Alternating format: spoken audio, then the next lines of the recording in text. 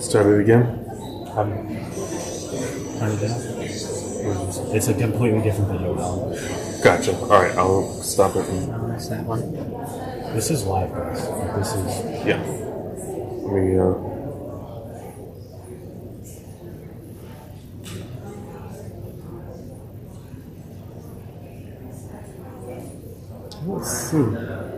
Oh, it's this Hermon School Committee 6024 one. Okay.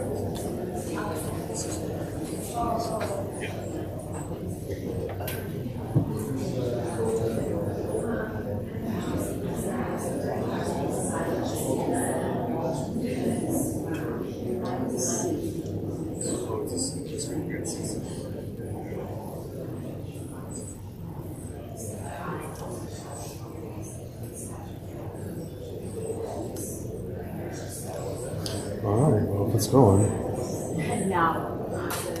I'll put the volume down and we'll make sure it works.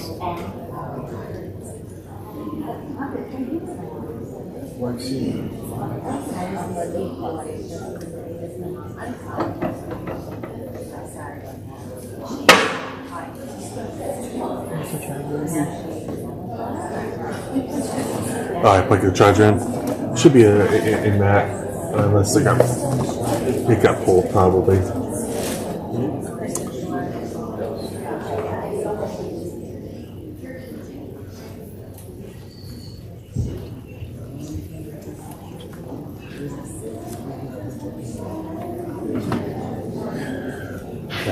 so. Is it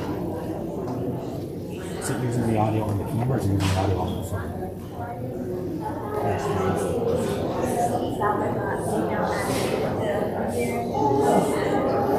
Should be the camera.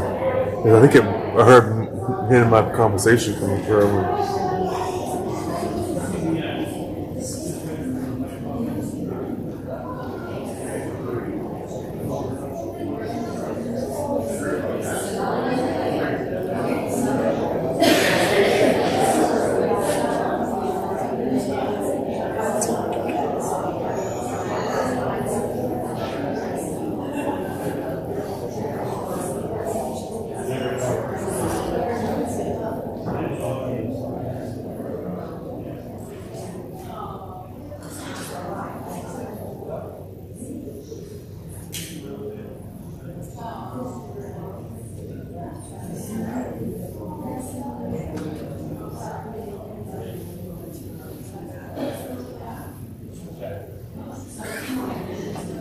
Yeah, there we go.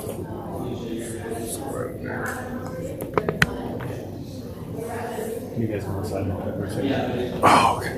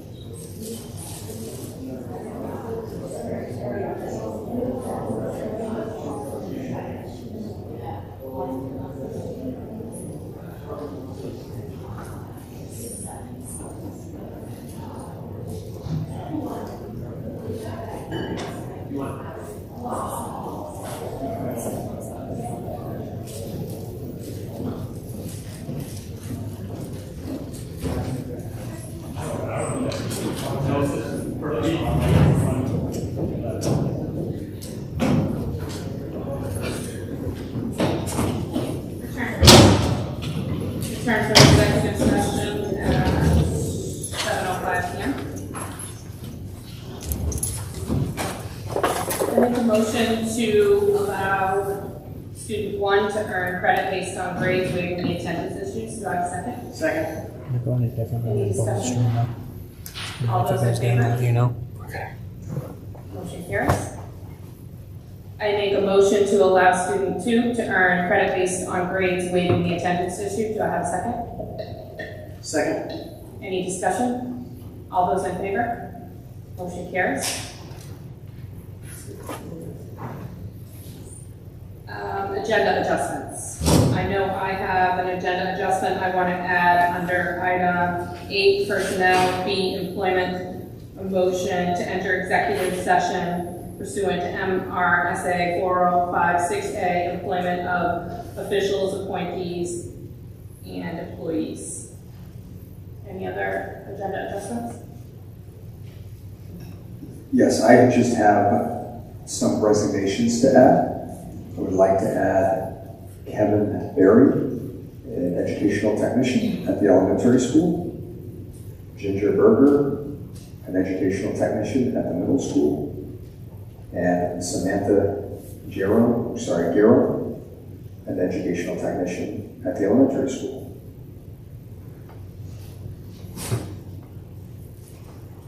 Do I have a second for the, I make a motion for the agenda adjustments, do I have a second?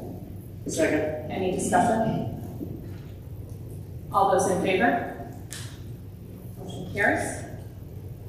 Next up, approval of minutes. We'll take them in a group. I make a motion to approve the minutes of the regular meeting of May 6th, special meeting of May 9th, special meeting of May 16th. Do I have a second?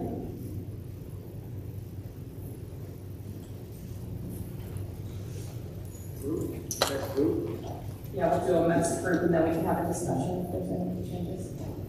You want to do a Can second? I make a motion? I'm gonna make a motion as well. I'll retract my motion. I have, I'll make a motion to accept all three together with the adjustment for May 9th, the May 9th meeting minutes. The minutes have me marked down with on the second vote as abstaining. I voted a yes there. Do I have a second? I second that. Any discussion? Go ahead. First, we went into executive session illegally and that wasn't documented, right? We came out and tried to discuss that. That was not, the reason we went into executive session that day is not accurately documented on either the first, the second, or the third executive session. So I'm not sure how to amend that. I asked prior to the third executive session to have that be public. You denied my request to have it be public, and you swapped the executive session so that I could not ask for that to be publicly asked for that to be, that request be respected.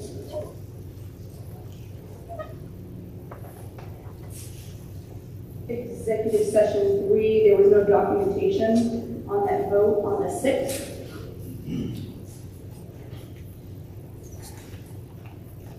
You are correct. We don't have the second recorded, but we do have the overall votes. And then you have me opposing going into that, the second executive session, which is inaccurate. I voted in favor of going into that, which I checked based on a citizen's video from that day to make sure. Do you follow? Yeah, so you wanted it adjusted for, So where did you need your vote adjusted for what then? on executive session on May 6th, number 2, I voted in favor of going into executive session. And then you will adjust the third executive session vote? Is that what you're saying?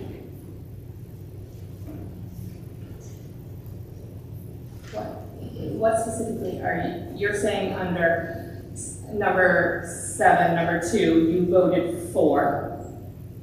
And then what else are you asking to be adjusted? The third executive session, there are no votes documented.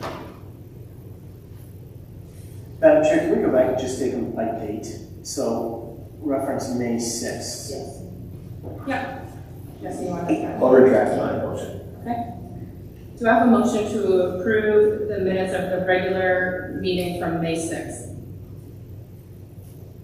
We should vote on it and then have the discussion of what we want to change. So Okay. Second. Okay. Now we can discuss. Yes, exactly. And Jesse, was there anything on May 6th? No.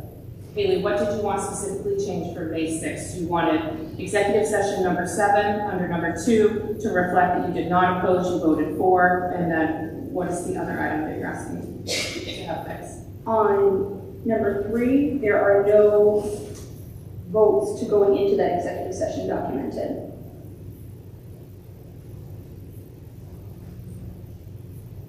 Okay. So we all had voted for. Did you vote against that one? Yes, You voted against that one? I believe so. Yes. So like, I think what happened. Yeah. But there are no votes at all documented there. So it should be reflected that voting for under number 3 was everyone except for yourself. You were opposing. I can't speak for how the vote was, I can't speak for how I voted. I know I That's voted what I'm against asking, it. how you voted. I voted against the third. And I don't know, how do you plan to address that we did not discuss? There was no illegal executive session. There were. What is There's the not. reason we went into this was not what happened in there. So how does that need to be reflected? It is. For number 3, For 2 and 3. it is for number 2 and 3. Number 3 was supposed to be about me. No, it never. There was none about you. I'm going to remind the committee that they should not be discussing Exactly. things that were discussed. in It's not executive session. session, it was illegal. So I'm very right, it was about me. Thank you for your opinion on that. Did I have any other discussion for the minutes? Okay, executive session 1. We are voting 5 to 1. Is that correct? Is Mrs. Keiser, is he opposing the executive session number 1? I don't remember opposing that. So I have to look at the video.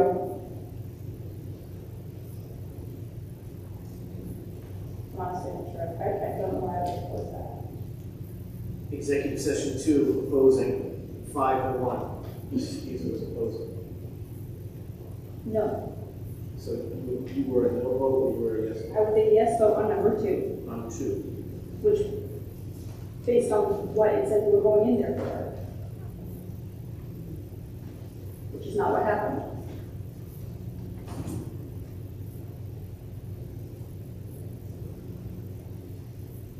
And then on executive session 3, the vote was 5 to 1. Mrs. Keiser opposing.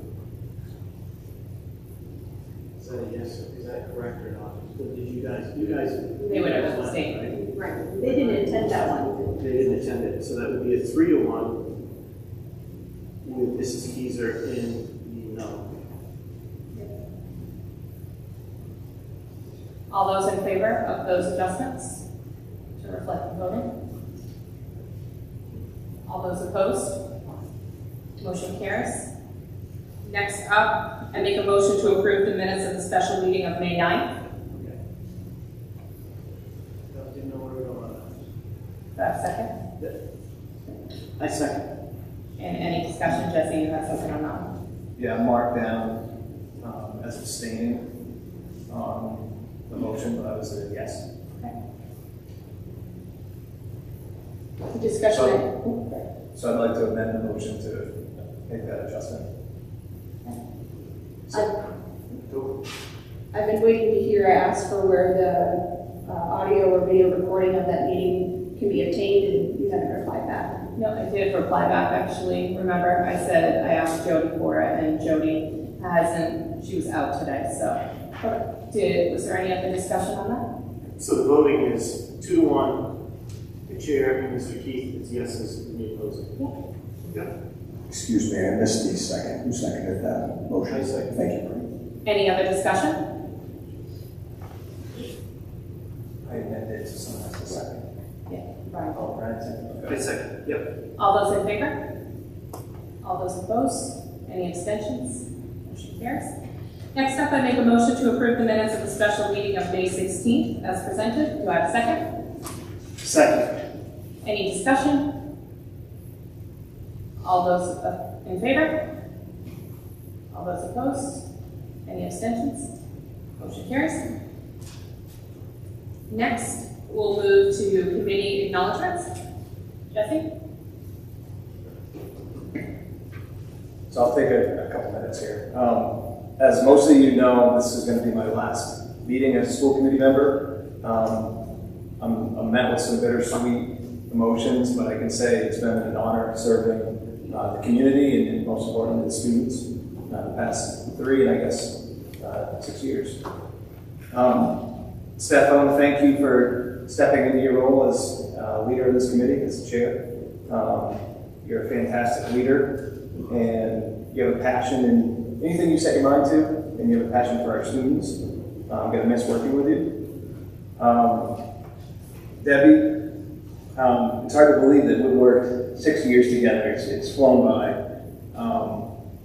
You know my roots are in RSU 87. The partnership we have as a community is incredible. It's invaluable to our students. And I can say the same for the collaboration and partnership that you bring to this table. So thank you.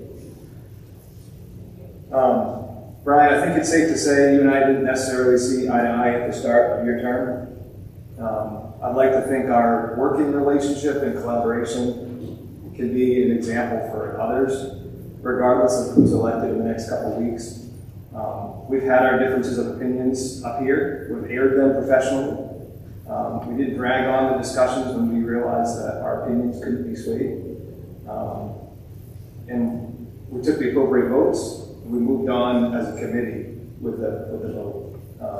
So, Brian, I appreciate the professionalism and collaboration and the dedication that you've had over the past year in the school. Eva, 2 years is a huge commitment. You've shined in the role. I've seen 7 years of student reps, and your commitment to excellence in this role goes unmatched. And particularly this year, I think, Eva, you found your voice on the committee, and you used it positively in really critical times during our discussions up here at the table. So it's been a privilege watching you grow as a student and develop into a true leader of the school and really of our community. I wish you the best as you graduate high school and continue on your journey. Good stuff. Haley? Just want to say I enjoy reading the packets. I love seeing all the successful things that the principals get to share, all the awards that our school makes us very proud as a committee and just as a citizen. So thank you for the students for all their hard work and the staff for all they put in all year long. I know the years are long, days are long, the years are short. So I appreciate everything that they do, and it's great to see all the success of Hermon. Thank you for all you've done. I agree with what Jesse said. As I told you earlier, you've just been you've brought great discussion. You have been a voice, and I've watched you grow as a person, and yeah, you're a phenomenal person. You did a great thing, so good job. Brian? It's not fair, Jesse beat you to a punch, but we'd be somewhat remiss if we didn't recognize Mr. Grant for, this is also your last meeting, an official scheduled meeting with us for over 14 years of commitment to the Hermon School Department. And as I think I can speak to the majority of the community members to say that we thank you for the time and the effort that you put in and the impact that you've had on our students. So thank you for that. Jesse beat me to the punch, but thank you, Jesse, for the time that you put in. And we can't forget that Mr. McLaughlin resigned effective this month, and the time that he also provided to the committee was very valuable. One thing I would like to state about all three, Mr. Grant, Mr. Keith, and Mr. McLaughlin, is that I came up here as an opposing member, if you would, onto the committee, and all three of you treated me with the utmost professionalism. And while, as Jesse, as you mentioned, we were able to have conflicts on different levels over many different subjects, we were always able to be professional, and outwardly, I don't think anybody knew we disagreed on things. And that's the level of professionalism that I'm used to working in, and I appreciate it because I know that you, Mr. McLaughlin, and Mr. Grant have all had that relationship with me, so thank you. And Eva, yeah, it goes without saying. Debbie? I think I'm all set. Okay. I just want to say I really enjoyed reading the reports this month from the principals. Reading the honors list and the high honors list for the high school was truly amazing. We get some kids doing some wonderful things at our schools. So kudos to them for their hard work. I love the challenge points that you guys are doing. For honors and honors, that's pretty cool idea. So congratulations to all the kiddos on their achievements, and good luck to all of them. Oh, I just want to do a personal thing. Oh, Eva, do you want to go? Okay, you'll go. I was going to give you a personal thank you for your commitment to Hermon. Hermon is very lucky to have you as a student. I want to congratulate you for how you're finishing the year. Really top notch, and we are so lucky to have you as a leader. You really set the bar for all of us, even up here on stage, and so I really, really thank you for being that leader.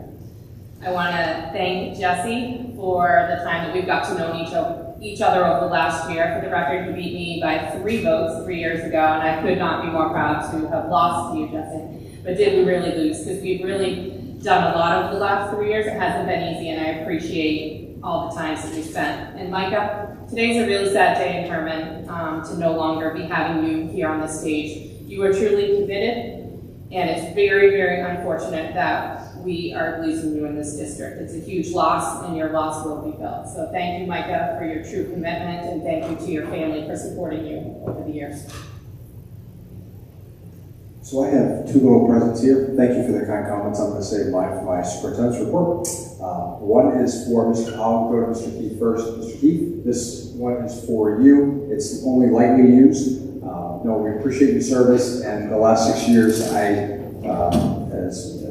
Mr. Menziano said, Mrs. Odo said, you've been a tremendous asset, and I'm thankful that you are going to get some peace and be able to enjoy your kids and dropping them off to school and coaching sports and just getting to be a dad. That's going to be, I'm sure, very fun for you. So thank you for your service. 6 years is a long time, and you've been very dedicated, so thank you. Appreciate it. Okay. And Ms. Benjamin, congratulations. You're about to walk. I know you're excited. There's a gift and a gift card. It's a piece of paper. Don't throw the paper away because that has the code on it, okay? So it's for Maine Swag at the University of Maine bookstore. So we got it to the school that you're going to. Congratulations, and you will be missed.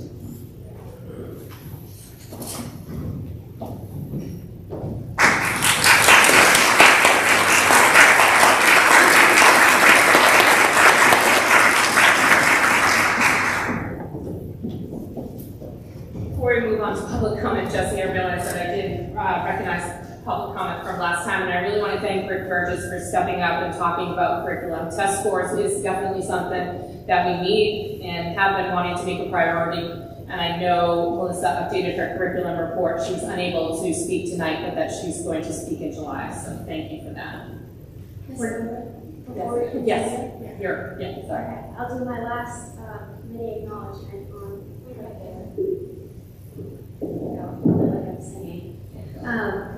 so the senior class had our prom on May 18th. It was super fun. We had a photographer.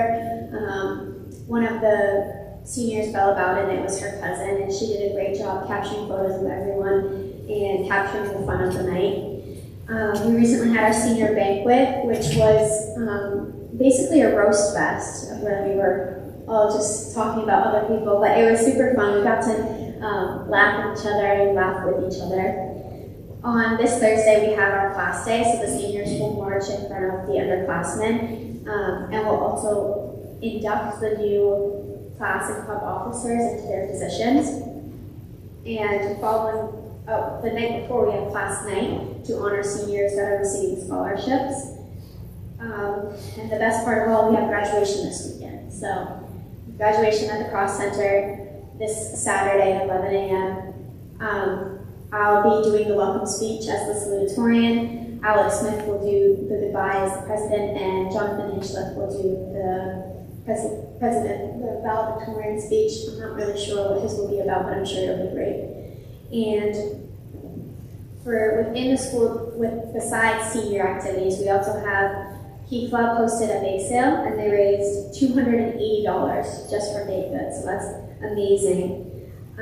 We also had the cabaret, which was a talent show, so the students and staff could show off their amazing talents. I participated in it and also watched it, and it was phenomenal. And today we had an ice cream social to honor all of the people that served as club and class officers this year, and to thank them for their hard work and leadership. Additionally, we had academic awards and athletic awards just to honor all of our student athletes and students. Committee are asked clarifying questions. Please wait to be recognized and identify yourself before speaking. This is not the time to register complaints or promote a personal agenda. Please remember that you may not identify any person by name or job function. Jesse, can I have a keep time, please? And we'd like to welcome Greg Moore. School committee members, Greg Noel, Hermon. I sent the following to the entire school committee via email on May 29th and have received zero response from the communities. I was at the technology subcommittee meeting on May 28th, and I thought the person in charge of IT for the school department did a great job running the meeting. I think he has made some great progress on the technology front. He understands his limitation and acknowledges that things are better, but there's still more to be done. I especially like that when he turns off the old servers, it will save at the high school over $500 a month in electricity costs alone, not including any cooling costs. The part that really bothered me was not during the meeting, but what happened after the meeting. Committee member Mr. Vinziano waited for others to leave, then sat down with 2 employees, started talking to them about how to run the meeting, what they should say, administrative details like how to write to an agenda. And I pointed to law and policy, Mr. Vinziano was not complying with his roles and responsibilities as a committee member. I don't know how many times I've heard this committee state that it's not the committee's job to micromanage the school and to refer any directions to the superintendent, not directly to the employee. Policies that I could find that he broke was BBA, BBB-C, DCA. Also, the town charter 6.07 prohibitions, except for the purpose of the inquiry, the school committee and its members shall deal with the administrative services solely to the superintendent of schools. I can also see the person in charge of IT for the school department might do what Mr. Vinziano tells him to do because he is a school committee member. Not understanding that he should take all directions from his boss, the superintendent. There could be a conflict in the proper direction if this person in charge of the IT for the school department does what Mr. Vinziano wants and not the superintendent. I hope, and of course this also goes against some code of ethics too. I hope to see some sort of resolution of this. Thank you very much. Next up. Ms. Lowen, may Yes. Mr. Grant, if I overstepped my bounds, and if for some reason I made Mr. Bridges or Ms. Youngblood uncomfortable, I just want to publicly apologize for that. Thank you. Next up, Vicki Lowry. Can people just speak into the mic because I can't hear? Yes.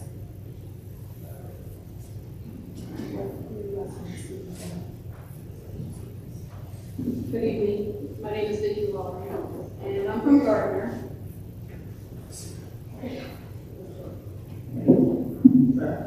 How's that? I'm from Gardner, and I drove up tonight. My grandchildren go to school here, and I have been watching your meetings for many, many months now, and I noticed that you all gave each other accolades tonight, and I appreciate that you appreciate each other. And Jesse, I have noticed that you are very respectful. However, on the other end of this, watching these meetings from my living room, I have seen not so many respectful attitudes. And it's quite appalling, really. I would think that you would expect your own children and the students here in the school to respect each other and to follow the golden rule. But I'm seeing other things sometimes in this committee. And I see people ask questions that aren't answered. They're ignored. If you don't know the answer to a question, just say so. But at the very least, follow up with that person, get an answer, and follow up with the person. I mean, it's not just that person that wants the answer. The public wants the answer. And so I just would like to see more respect for each other and for you to have a sense of decorum that's worthy of the position that you hold. Thank you. Next up, Rebecca Hinchcliffe.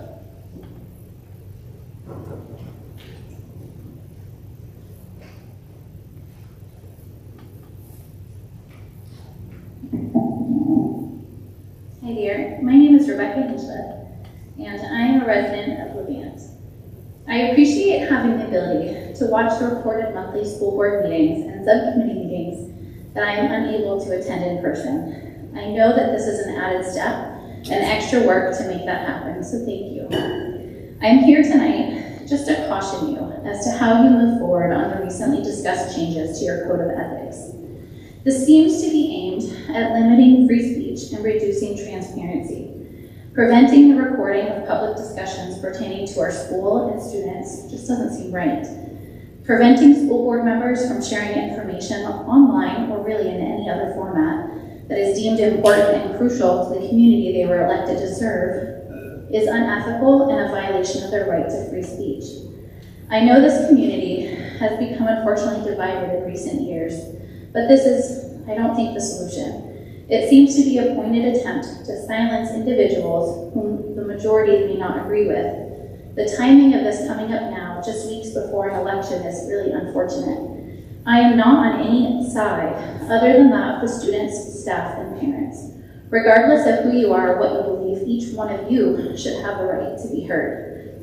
It has been proven that whenever there is increased parental involvement and community participation, students are more successful. They have better attendance, better behavior, better grades, and better social skills. A policy that seeks to limit transparency will do just the opposite. As a mom, I've always taught my children that whispering is rude and inconsiderate, and that if they can't say it out loud, perhaps it's something that should not be said at all. If someone is elected to the school board, town council, or any other public office, they are a public servant. What they say or do should be a matter of public record.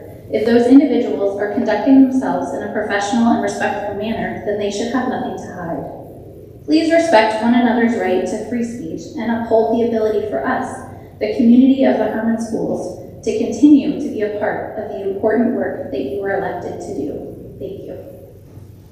Thank you. Next up, Aaron York.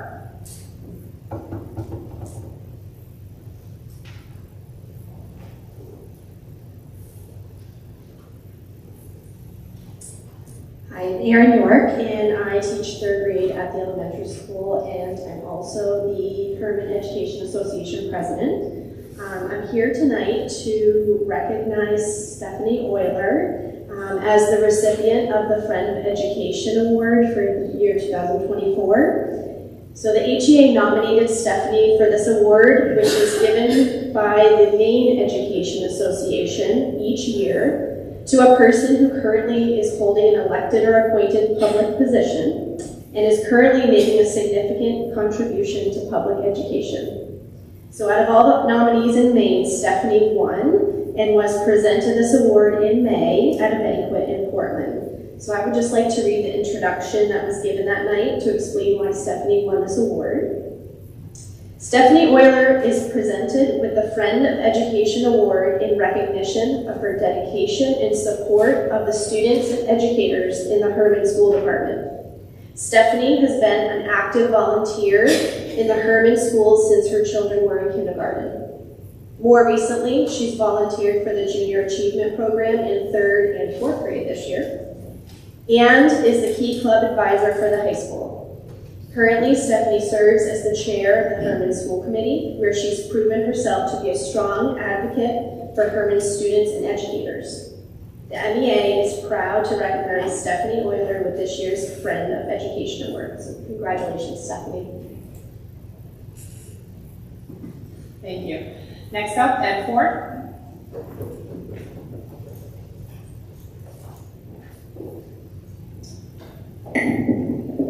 Good evening, Ed Ford, Hermon.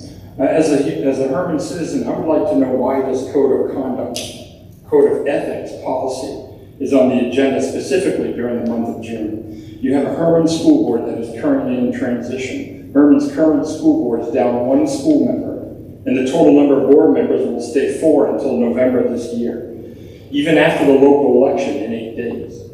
Possibly there will be 2 new school board members following the election on June 11th, guaranteed to, and they will be guaranteed to at least have 1 new member.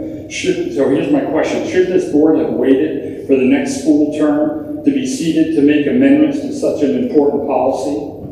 Hermon School District has a superintendent that has resigned as of April 1st. Doesn't this discussion on the Code of Ethics policy warrant having the current educational leader of the school department as part of this important conversation? And probably most importantly, look at the 100 pages or so of the announcements in tonight's meeting. There should be time for the entire school committee to celebrate and recognize the academic accomplishments of Hermon seniors, not to engage in a discussion that can only be divisive. Nobody will feel good following discussion about this policy. And it's not a lesson for our country's First Amendment for these high school seniors. With all the above mentioned, it seems curious the school board would take on this policy. Quite frankly, to take on any new policies on the last meeting of the term. Wouldn't it have been a good idea for the school board to finish or wrap up the work started rather than beginning revision of a policy that without doubt require thorough review of the U.S. Constitution, the First Amendment, as well as any conversation with the school lawyers on current Maine statute, as well as reviewing any precedents that may be on the law books concerning school boards creating policy to restrict school board members' First Amendment rights, recording public officials, or censuring other school board members. This Hermon citizen is concerned about the first draft of this policy we're about to read that comes before the board tonight. Had a scheduled subcommittee meeting on May 21st, but was moved to May 17th without proper notice to all school board members. I never knew this subcommittee was moved. The spirit of this policy is to make sure people were notified. The current discussion of the copy of the Code of this Ethics has an air of being punitive. Hermon citizens already have a way to determine how well a school board member completes their service. There's a mechanism that Hermon citizens can take action if a school board member or a superintendent feel harmed or disparaged. It's called an election, and I thank you for your time. Thank you so much. Next up, Eva Benjamin.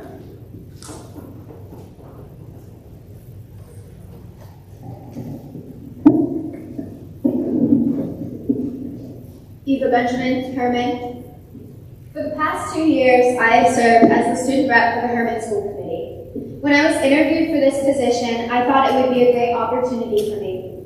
But boy, was I clueless about what I was getting myself into. I quickly realized that this leadership position would be much more difficult than I imagined. I started my academic journey in the Hermon School District, and I will graduate from Hermon High School this weekend. Throughout my 12 years in the district, not once did I consider my education or experience to be inadequate. I have always been proud to attend Hermon schools, especially Hermon High School. However, what I have witnessed as a student rep for this school board is embarrassing. I am ashamed of the behavior I have witnessed from adults in the Hermon community. Our community is growing apart and hatred is fueling that separation. I have listened to adults complain and whine, behaviors that I thought people outgrew. I have listened to issues in other states and many problems that are not relevant to the school board. I have heard enough hatred and misinformation for a lifetime. I have watched adults act like children, which forced children to act like adults.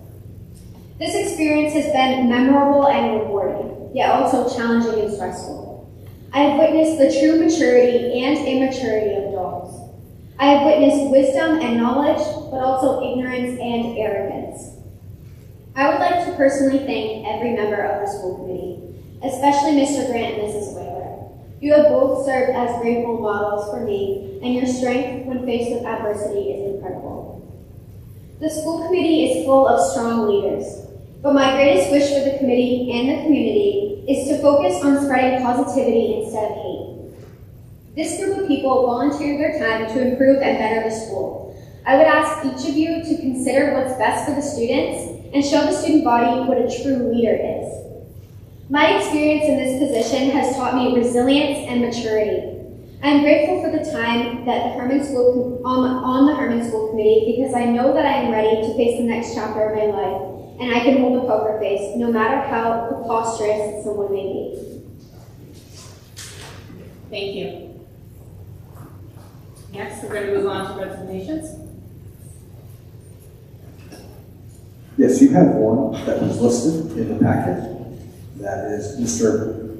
Joseph Swoboda. He has been a custodian here at the high school for the last 8 or 9 years. We appreciate his service and wish him the best of luck in retirement. And then the agenda adjustments that I mentioned earlier, Mr. Berry, Mrs. Berger, and Mrs. Darrow, all ed tech, educational technicians at the various buildings, mainly the elementary and middle school. I make a motion to enter executive session pursuant to MRSA 4056A, employment of officials, appointees, and employees. Can I have a second? Second. Any discussion? All those in favor? Motion carries. We'll enter executive session at 7:42.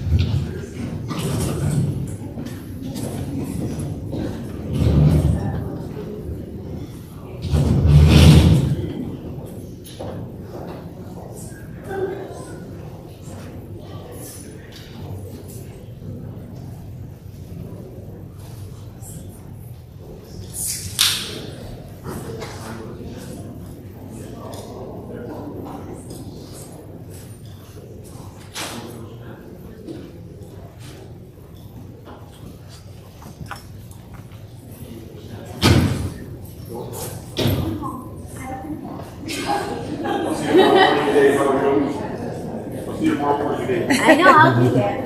I know you will. I'll be there 7:55. Perfect.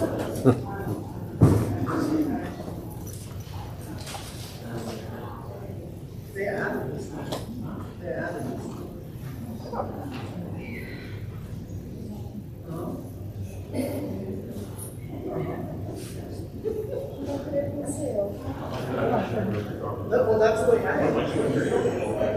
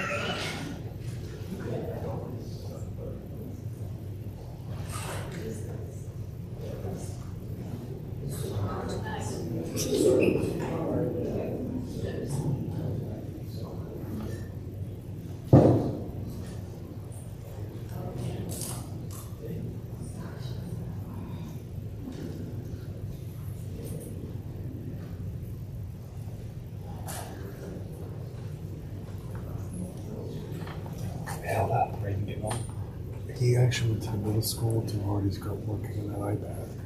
So make the iPad for this. Yeah. That's still alive. I It is, was yeah. able to get the app to close on my phone and it's still streaming. So And my phone's behaving weird with it. We'll just try with the iPad. not a big deal. We'll hope the iPad works. I think Yeah. that'll work better too, having a bigger display. Yeah, I think so. Cool. But we'll keep that up. We'll see how long. So at least we kind of recorded on this and streaming on this, so we should be okay. Yeah, we'll be in good shape.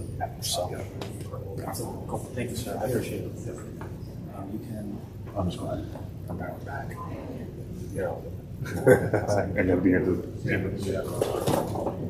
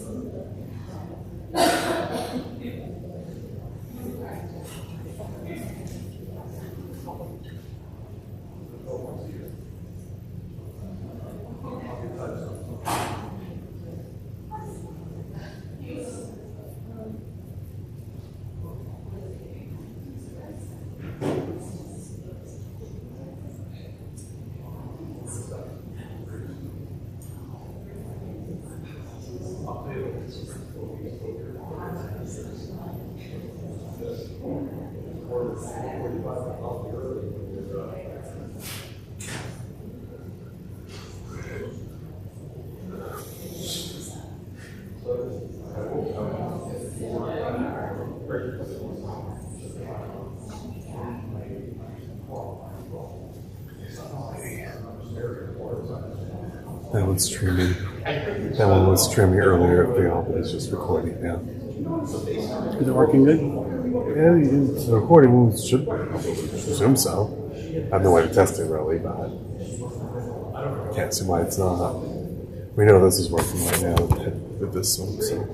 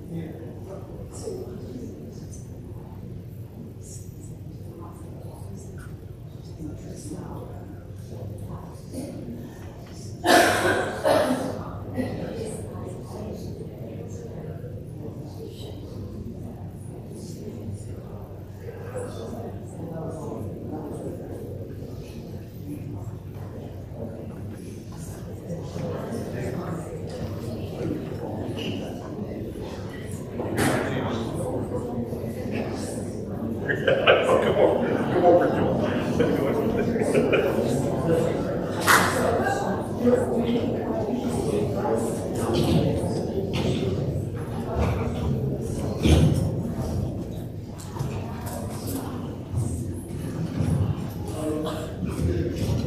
for executive session at 7:51.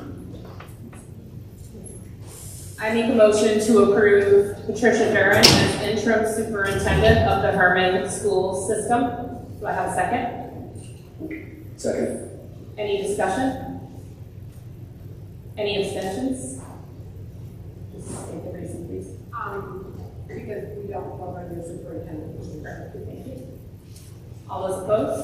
Oops. Sorry. All those in favor? All those opposed? Motion carries. Congratulations, Patty. We are very, very excited to have you.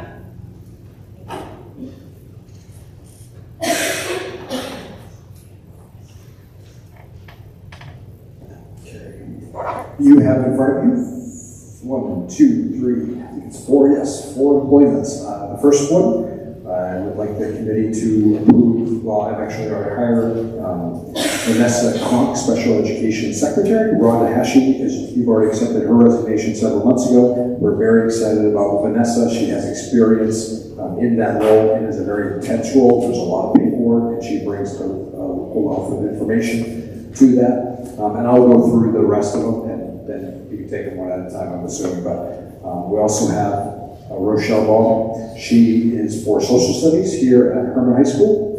Had a really nice interview. She's coming over from Orono High School and brings a lot of a unique background to the position. Has some experience working at some charter schools down in the central Maine area, as well as Orono High School. And then also Monique Christian. She has been an educational technician here at Hermon High School for the last couple of years, and excited to bring her forward for health. She's also served as a police officer for the town of Hamden for several years, and again, really seems to understand what's important in a health curriculum, and I think she'll do a great job connecting with our students. And then finally, Bethany Willard. We got to watch Bethany. She was a student teacher here in the fall, and we have another social studies position opening up, and so we just felt like she was a great fit. We got to get to watch her teach, and again, I'll highly recommend those individuals for those stated positions. I make a motion to approve the superintendent's recommendation to employ Vanessa Cronk, Special Education Secretary. Do I have a second? Second. Any discussion? All those in favor? All those opposed? Any abstentions? It's not a teaching position. Yes. I make a motion to approve the superintendent's recommendation to employ Rochelle Baum as the high school social studies teacher. Do I have a second? Second. Any discussion? Any abstentions? All those in favor? Motion carries unanimous. I make a motion to approve the superintendent's recommendation to employ Monique Christian, health teacher. Do I have a second? Any discussion? All those in favor? Motion carries. I make a motion to approve the superintendent's recommendation to employ Bethany Willard. Do I have a second? Second. Any discussion? All those in favor? Motion carries. Let's just stand up, help me out.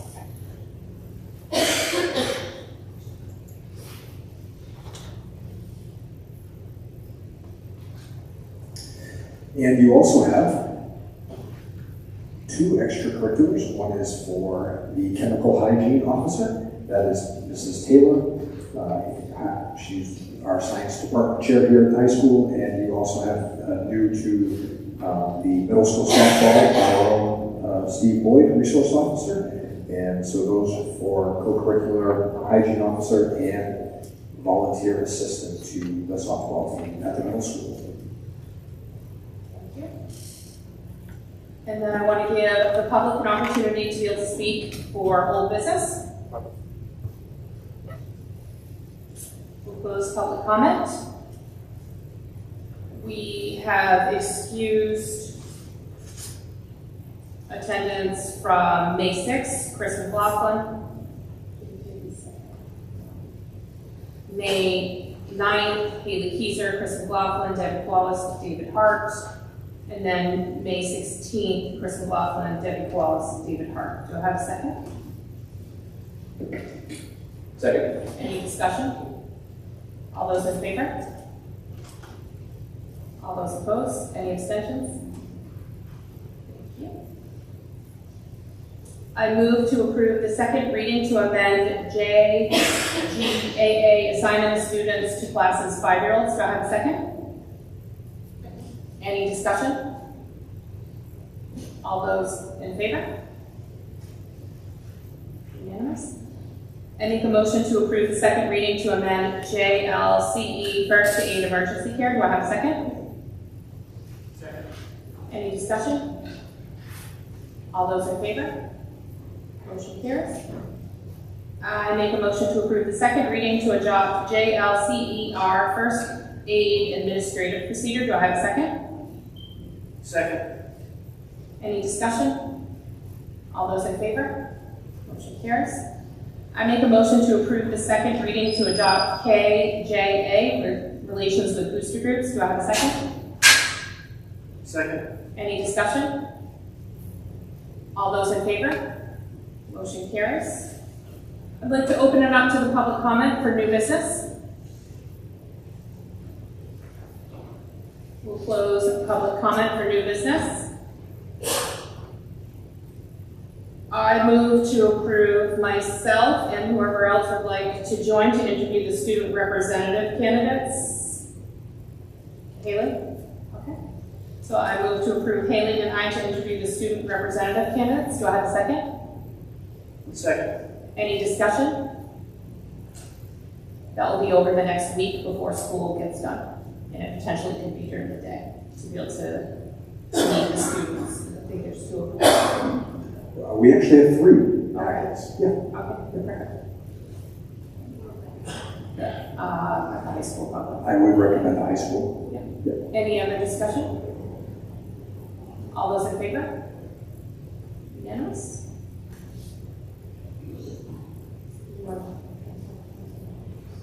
I make a motion to approve the transfer of 5% of the funds from one cost center to be used to balance the other cost centers. Do I have a second? Second. Any discussion? I do. Go ahead.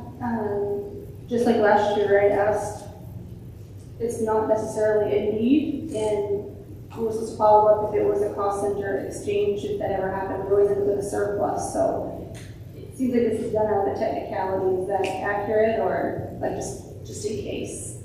This isn't a need, it's just in case. No, this will probably happen, but we won't know until we get to balancing at the end of the fiscal year. So we'll probably overexpend in one area and have to balance it from another area. But there's no way, like one area to another, that doesn't tell the committee where that money's coming from or where it's going to be going to. No, it doesn't. Is there a line item that you foresee being overspent? I would have to ask the business manager if she wanted to even dare make a prediction. I'm not comfortable with that seeing. Good. We're overspent already in transportation, so we know that. Yeah. Much bus purchase, so we know that.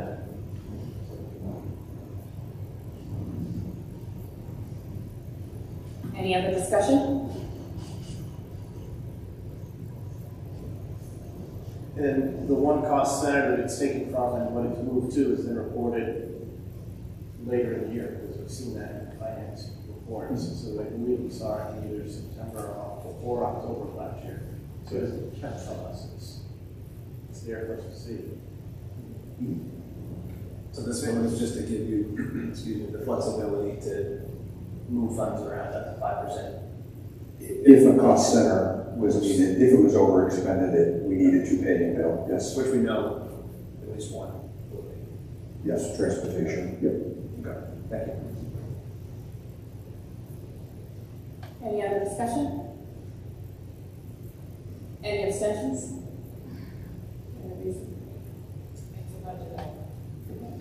All those in favor?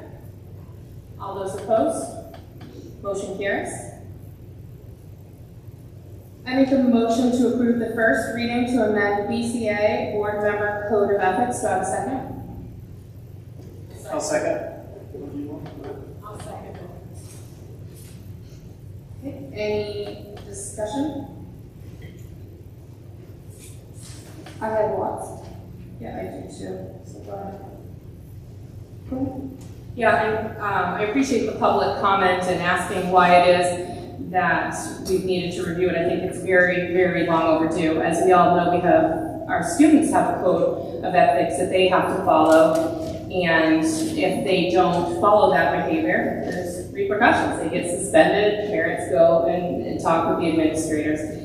So we've lost a superintendent, we've lost committee members. I really think it's time to be able to look at this policy. I have no skin in the game. I might not even be at the table next month. So it's a first reading. As we all know, second readings is where it goes into effect. So I just really want to add that because I think it's very, very important that nothing happens until a second reading. We've had concerned community members reach out for some of these changes. I definitely think there's some changes that need to be adjusted beyond the red. Of course, I support videoing meetings that we have. That's not the purpose of this. The purpose of this is if we are in executive session, we're not to be recording or should never be recording any conversations that are one-on-one outside of additional committee meetings. And so I support it. I think it's a great opportunity for us to really model behavior for our students. So that's why I'd like to open it up to whatever else anyone else has.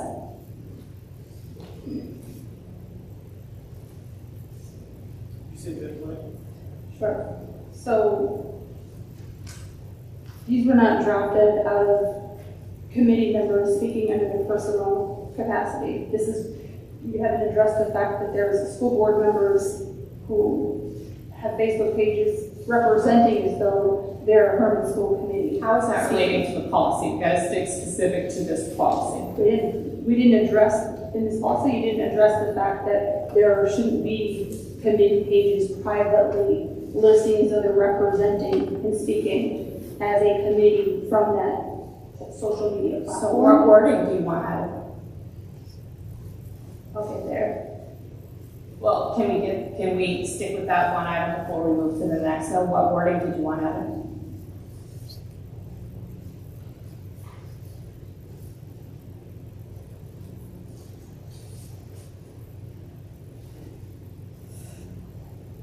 I'm not sure because I have a list of going down through. Well, I'm asking that we follow them in order because I think that that's going to be a great way to be able to keep track of them.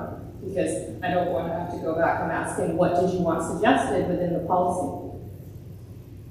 That committee members will not have committee pages representing the school committee as though they're speaking as a school committee member.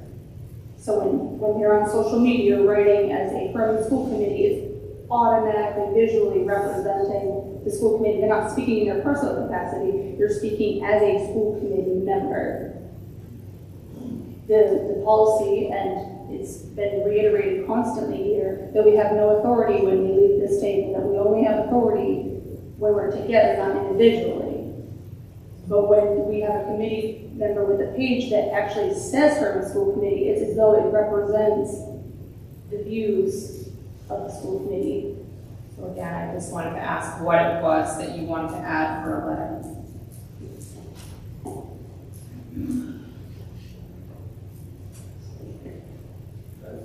Yes. I think what Haley, what you're saying is already represented here.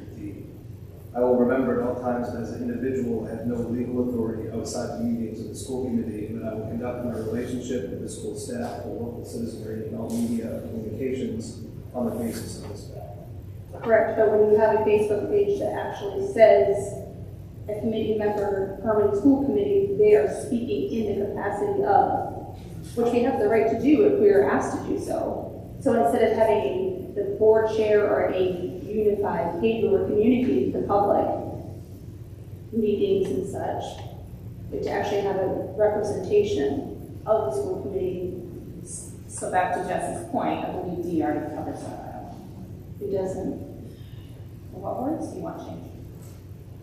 I feel that there should be no private / there is a public, he's operating as a public entity when he's speaking. So it would be similar to committee members commenting within public committee groups as well? No, I'm saying that. Is that what I'm hearing? No.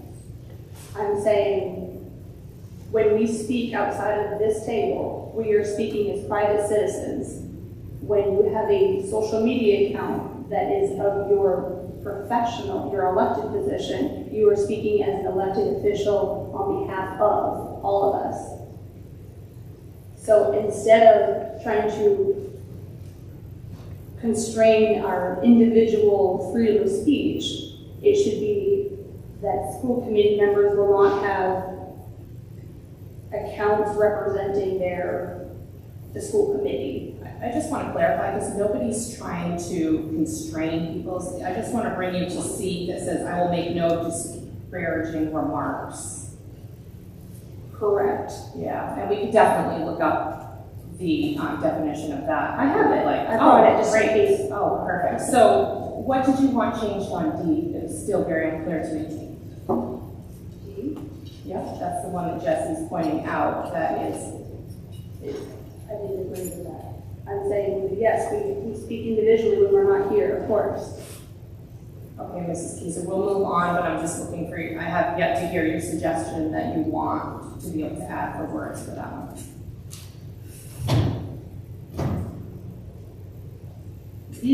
This is coming out of a personal motivation because I'm speaking to public information. There's no personal motivation in this. It is. This is called accountability for the whole committee. There's no personal. It is personal because you are addressing issues that public statements that are being made. You are making it personal by saying you. Could you move on, please? Well, I make it personal when you file letters against me. Yeah, I'm going to make it personal. You want me to treat me a certain way. Could you move forward, please, with what you would like changed with the policy? This policy is stemming out of me trying to correct the things that are happening and make us follow the rules, and you don't want me to talk about that. What do you want changed in the policy? This policy will violate civil rights, the First Amendment, federal and state statutes. How is that? I know you're reading that. How is that, and what part of it does that? Disparaging remarks. There are no disparaging remarks. Factual remarks are not disparaging. That's been part of the policy since 2006.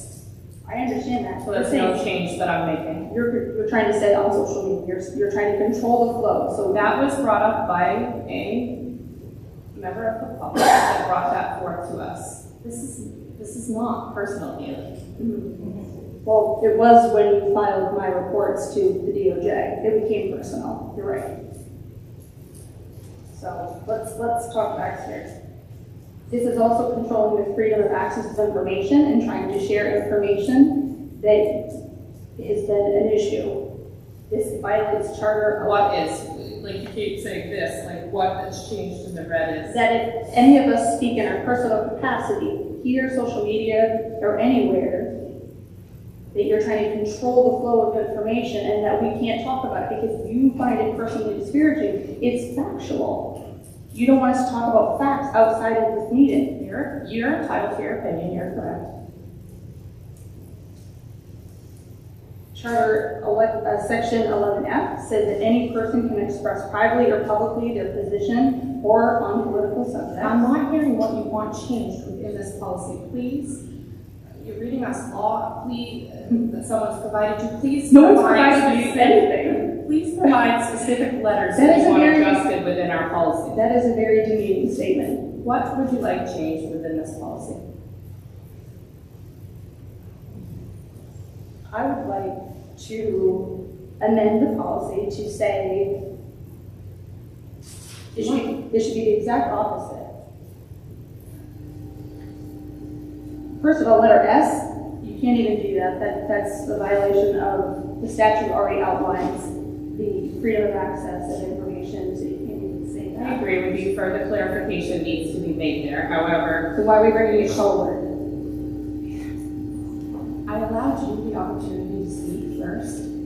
Could you have the respect, please, and allow me to explain before you make a statement like that? I believe it needs to be clarified that there should be no recording of executive session. I don't believe that it should say, I will not record school committee members, because that would mean that none of these meetings could be recorded. So I actually agree with you on that. So that's already outlined that executive session can't be recorded. That's already outlined. Where is that? In the executive session policy and in the statute. It's already clear. So you're adding it for what purpose? Okay. You know, that's why we're having a healthy dialogue right now. Great point, Mrs. Keyser, and perhaps that item could be scratched. So I make a motion to retract. Let's go forward with all of your changes, because it sounds like there's quite a few. Actually,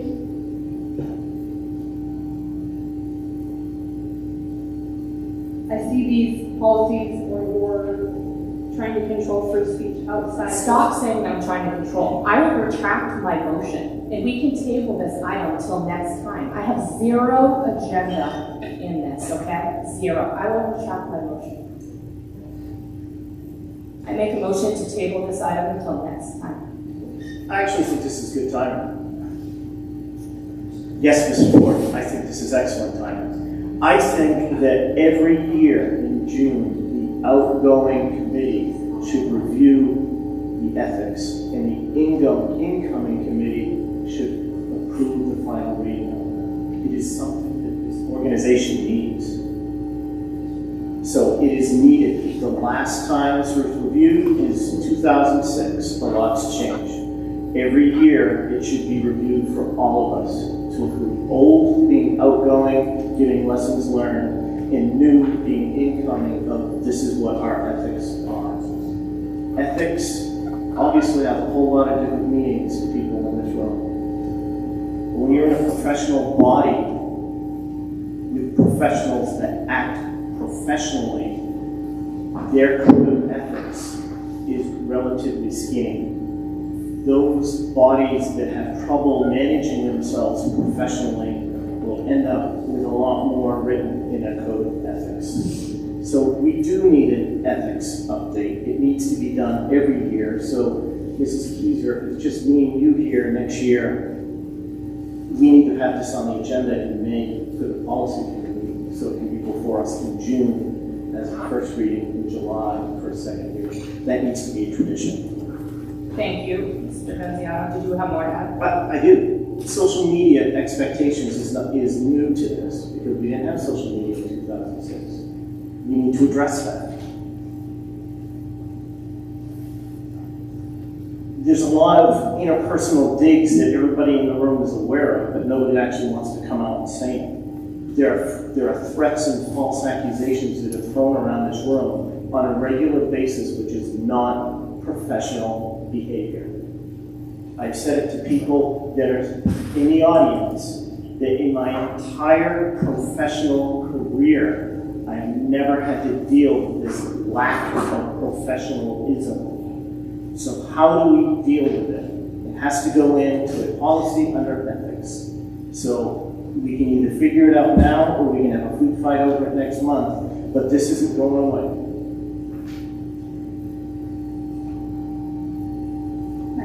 It also needs some teeth. Nothing in here tells us what do we do with somebody if they violate the code of ethics. And that was a comment that was brought up from the policy subcommittee.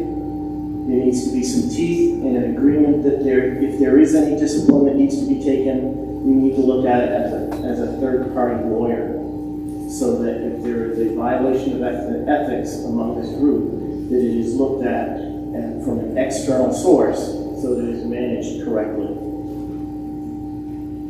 Thank you. I had retracted my motion because I have zero personal agenda to this, and I appreciate you adding that input, so I'm going to put my motion back on the table and we can open back up for discussion, to move to approve the first reading to amend BCA Board Member Code of Ethics. Is there a second? Yeah, I second it, so we can have the discussion. Yeah. Jesse, did you want to add anything? I mean, I guess there's looking at this outside of S, which is the, I will not record school employees or other school committee members without their written consent. I know you're talking about changing that. Haley, I agree with you. If someone does that, it's slimy, but you're gonna lose trust with people if you do that, but legally you can do it, so S should be gone. Other than that, there's really almost no change to the current code of ethics. I mean, the only thing that's added is 2 others or on social media. Jessica. But before that, it covered anything in or out of school committee meetings, which would cover that anyway. So there's really just, there's not a lot of change here. And I agree with your comment, Brian, on there's no teeth in this, but I mean, that's really hard. Maybe a third-party lawyer can help, but I mean, there is no teeth. There's never been teeth in this because it's hard to actually put teeth in that, other than the community are the teeth, right? If they see a committee member continuously violating the code of ethics that they agreed to when they chose to serve, it's up to the community to get them out of office. I do have one rebuttal, if you could, Jesse, to ask. I'm constantly reminded that when I have a conversation with an official, an administrator, a superintendent, should be public knowledge. If a committee member is recording a conversation between another committee member or school official, in essence, should be public domain. It isn't public domain if I don't know I'm being recorded by another committee member, and then it's going to be labeled as a public conversation because now I can't access that conversation. So if I'm being recorded by another committee member and I'm unaware of it, it is a public domain. I should be aware of it so I can have access to it. Because the way it is right now is we're saying as a committee, we can secretly record each other without the other one knowing it, even though it should be public domain. Make it public domain. I've always said it, I don't have a problem with somebody recording me. I want to know about it because it's public domain. Have those conversations in public, it is always public. Maine is a one-party state, so that's the statute. I can't help the statute. You don't like the statute, you gotta talk to the legislature. Yep, the code of ethics is to a higher level than a statute. The statute says one part. Yep. When we're talking code of ethics, and we're talking integrity, is it the fact that what is said in private is different than what is said in public, and that's the concern? No, what I'm saying is, what is said among committee members, if one is recording it, I should have access to my recording. If I'm being recorded, then I should have access to that recording. So, which means you would have to tell me, or Deb would have to tell me that she's recording my conversation with her. That would mean change the statute. No, I'm not talking about a change of statute. We can't policy out of statute. We can't. I'm saying as a code of ethics. I'm saying as a code of ethics, we should know better than to secretly record each other. And if it's being recorded, it should be public. So record me, and then make it public. Or have your conversations and do your work with the committee in public. If anybody does public work, it is nearly impossible to have every communication on this stage. It's not the intent of this stage. Correct. That's what subcommittees are for. I've had more conversations with Jesse off stage than on stage. And you can record them because there's nothing we've said that is out of line, inappropriate, that can't be public domain. But we can't do this volume of work on stage. We could be here all night. And our subcommittee meetings would take all day. There's a level, call Deb and ask for advice on things. I don't mind if she's recorded it and said, I've recorded it, Brian, if you'd like a copy of it. Sure. Yeah, I mean, that's a level of ethics amongst each other. That's the point. That would be the respectful thing to do.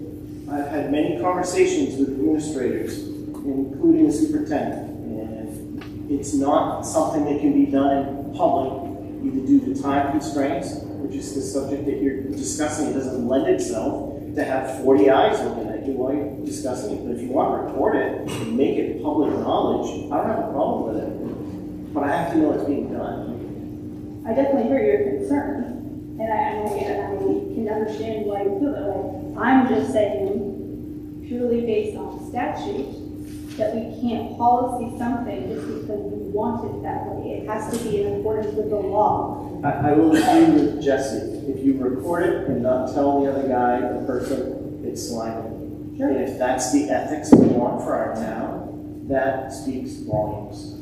And I don't think that's right.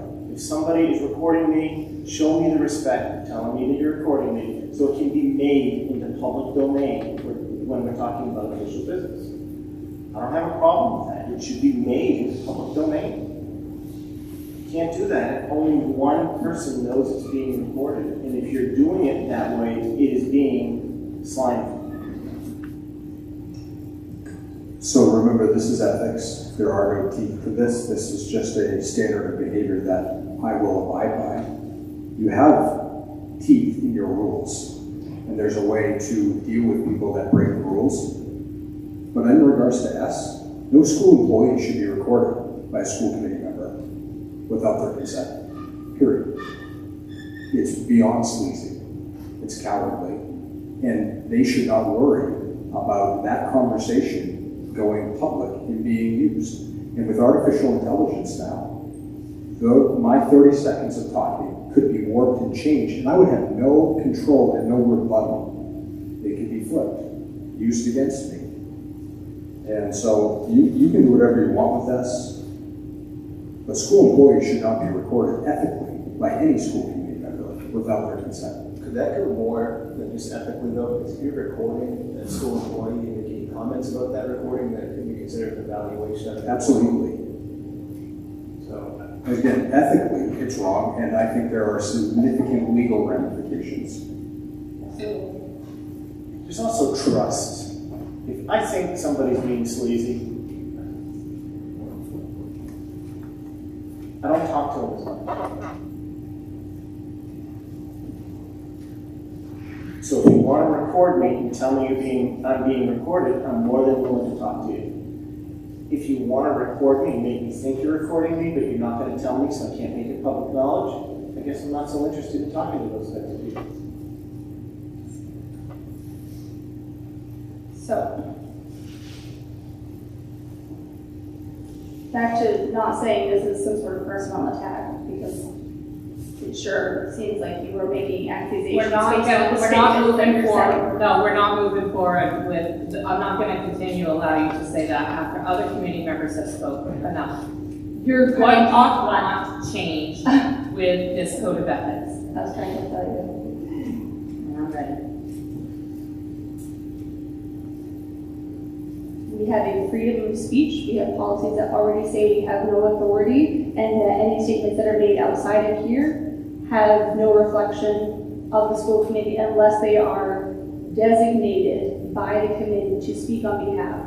That is where the fear I have of social media pages that are created as representatives of the school committee. My First Amendment suggestion is the exact opposite of what you have drafted. The Hermon School Committee will encourage and promote all voices to be heard at the table while recognizing that statements are the opinion of the speaker in their personal capacity. So instead of trying to limit speech, I'm asking us to encourage us to talk to one another and realizing that any statements we have are always in our personal capacity. Would you like me to email you this sample? In addition to code of ethics, it's been mentioned before that we should add committee members will abide by a professional dress code for all public meetings.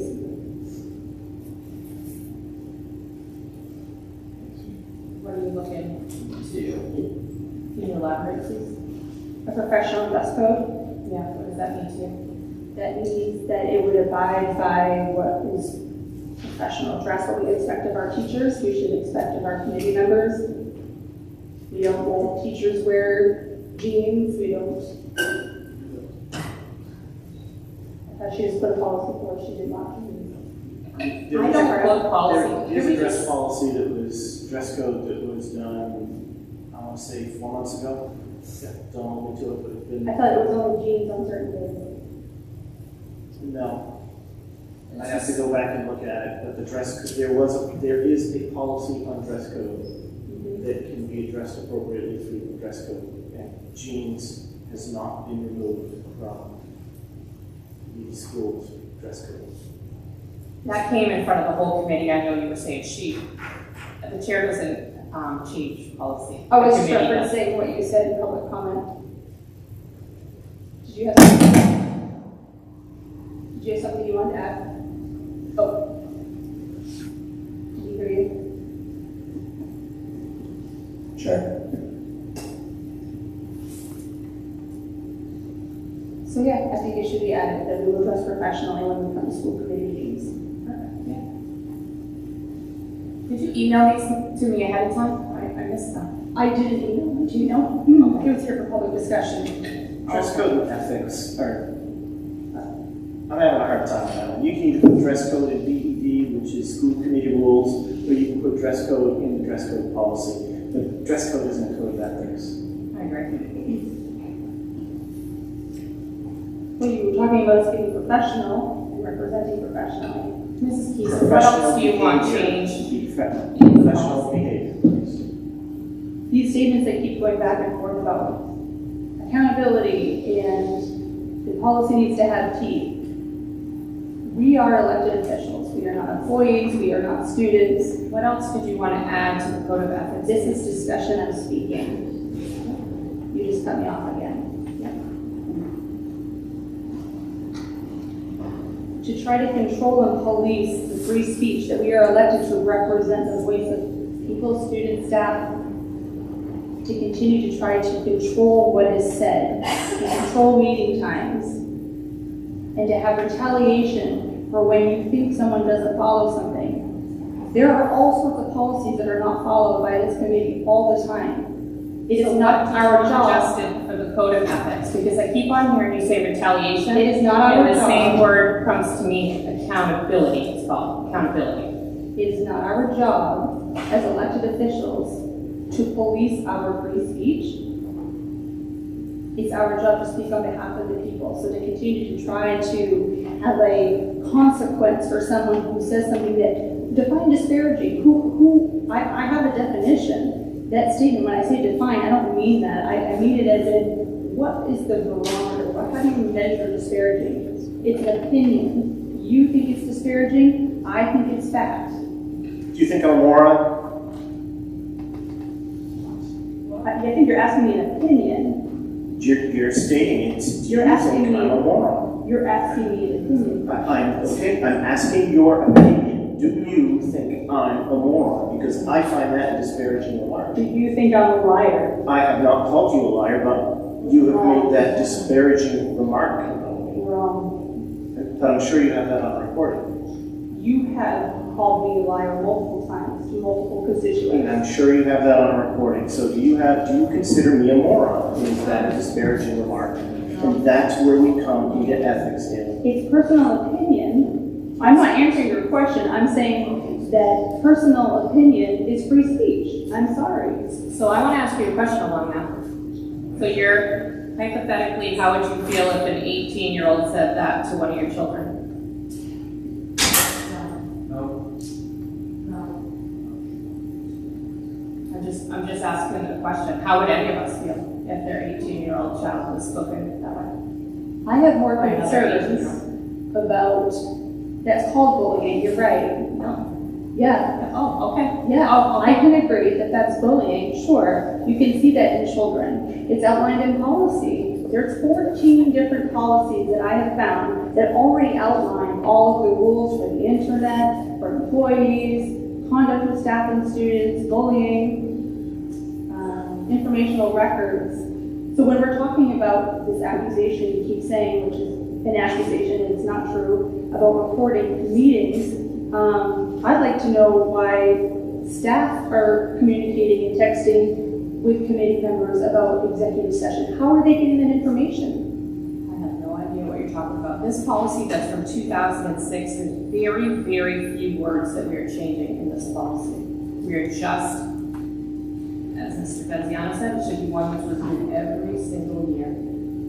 It's unfortunate that we haven't reviewed it since 2006. So I'd love to hear specifically what you want changed. I already told you. I read you a recommendation. Yep, you had a recommendation that you're going to email to me. And Micah, you're going to get an outside opinion from an attorney? Yep, I'll part. I heard a couple of different, yep, I can do that. So then this shouldn't be counted as a first reading. We should table this because that information was supposed to come before, because that was discussed at the subcommittee and that was recommended. I want the input from the whole committee. So then I appreciate that you collected that. I make a motion to table this until we have further information, recommendations for changes. There's already a motion on the table, so either Brian or I would have to retract our motion. Tabling it supersedes, is that correct?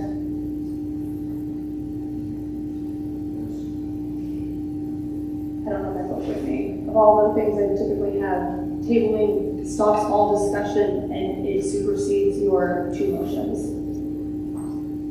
So, can we do something with that?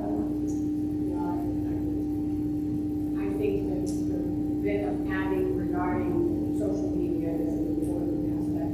In 2006, Jesse said it wasn't a factor. So it's something that does need to be part of this policy. And you're exactly right. That's all we're adding.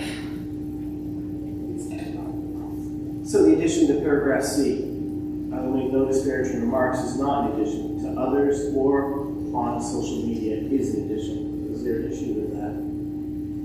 So the addition is to others or on social media. Well, first of all, you also made statements about adding teeth to this policy. He's asking a question about item C. Line I will not discuss the confidential business of executive session of the school committee in my home, on the street, in my office, or on social media.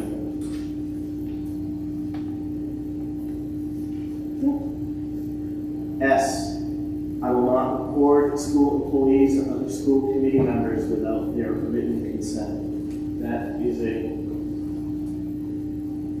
That's the only holdup we've got right now.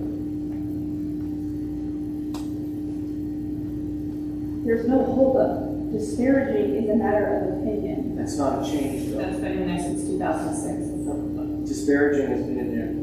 I just highlighted the changes. I only went to those. So how will you measure whether something is not in compliance? How will that not measure? That's what we just said. We're going to come back to for the second reading. You can't make changes at a second reading. Yes, you can. You need to have it ready to go. It needs to go back to subcommittee for drafting and discussion. You can't just drive through a first reading. I know you do it this way, but it's not supposed to be done this way. Thank you so much. You're welcome. Why would you not promote it being done correctly? Why does it need to be rushed through? There's nothing that needs to be rushed Then through. let it be tabled. Then table it until we can discuss it at a subcommittee and we can allow input from the whole committee. Mrs. Keyser, to prove to you that I have zero personal interest and motivation in this, I said I had no problem tabling it, but I heard from other committee members, and so we're moving forward. Any other discussion? Can you just remind me what the motion was? The motion is for the first reading. I would suggest that for now, there's some language that needs to be changed in S, I believe. I think it needs to be further clarified. Amending your motion to remove S for now? Okay. So I think that.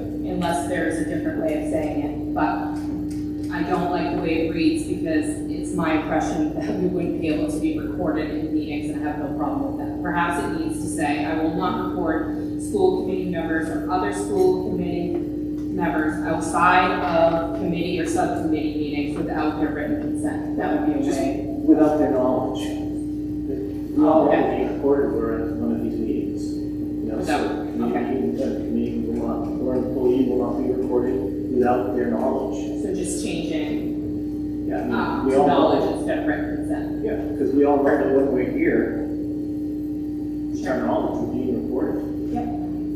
Like that. So when people accuse me of having hired my own attorneys to get my own independent opinion on things, this is why. Because I could care less about I understand disposition. I'm not just disagreeing with that. I'm saying that we cannot policy out of statute. I absolutely understand. If you're being recorded, you want to know. Totally understand and agree with you. However, it's the statute. We can't policy out of that. I respect staff feeling that way. Absolutely. My position isn't personal. It's saying this is the statute. We have to follow it. I understand the personal. Who doesn't want to know they're being recorded? Of course. So it's against the law to tell me that I'm being recorded? It's not against the law to tell you, but the law states that you don't have to, and I can't help that. Okay, and I'm asking you as a professional to have an ethical standard to inform me when you Where are the teeth in that challenge? Where are the teeth? Because nothing,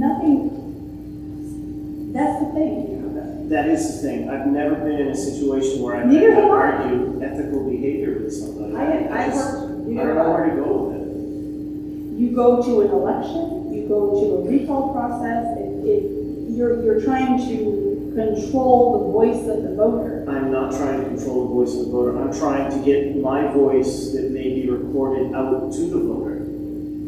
I'm not saying you can't give it to the voter. I'm saying tell me about it so I can make sure that if there's anything controversial in it, the voter can get access to it. Because right now, when you don't tell a second person, there is no way for that recording to have a follow-up. Because it's a secret conversation.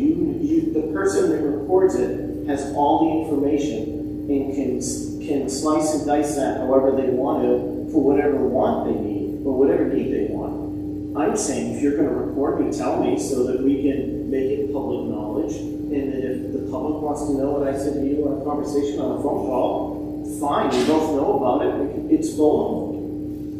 I'm not violating a law because I'm not saying you can't record me. I'm saying if you're recording me, tell me so we can make sure that everybody can have access to it. Well, the good news is I don't talk to anybody outside of the committee, so there won't be any recordings to be had. So there we It's hard for me go. to call you baby, but I think I'm being recorded all the time and you're not sharing it. So That's there's, your own there's personal something you can fear. take and put on the list of things that I've said. But I mean, if you want to have the respect of an interpersonal communication, then you need to believe that you're having ethical behavior with the people that you're talking to. And if we want to be an ethical school and an ethical committee, then we should be working toward that ethical standards. I do operate with ethical standards. Okay, so Jessica, can you reiterate? For the record, I find myself being recorded without my knowledge to be unethical behavior. Just for the record. Jessica. Yeah, I think I'm okay with the first reading of this outside of this. Really, there's no changes to the current policy. There's no changes to the current policy outside of this. Brian, I get your point. I will be here when you guys hammer this down. It's going to be a tough discussion, but I think the most critical portion of what we have in S now is protecting our employees and making sure they understand when they're being recorded. I think that has a component of evaluation to it that creates an issue with confidentiality. So I do think maybe that's a discussion for the attorneys, but I do think if a school committee member records a school employee, that could be a breach of confidentiality. But I think that's another way. Any other discussion? Would you amend the rule to have it instead of without their written consent, to have it simply say without their knowledge?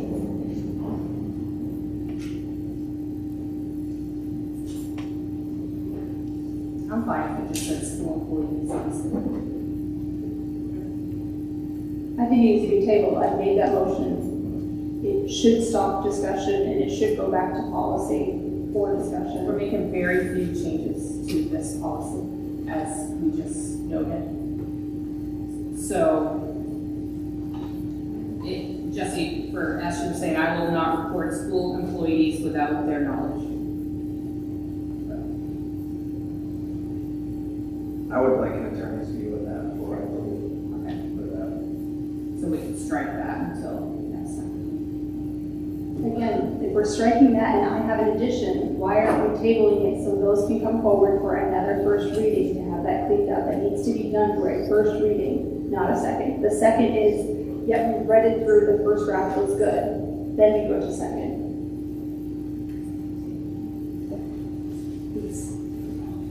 There's no hurry, I don't get it.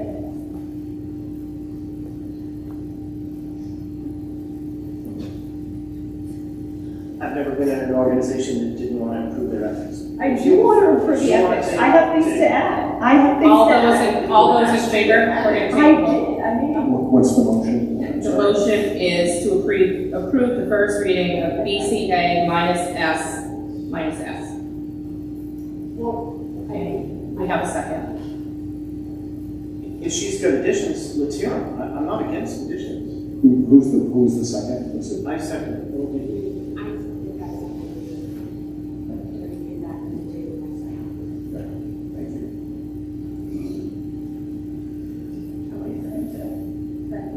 Well, we're waiting for you to suggest what you'd like to, you have more items. yeah, I did.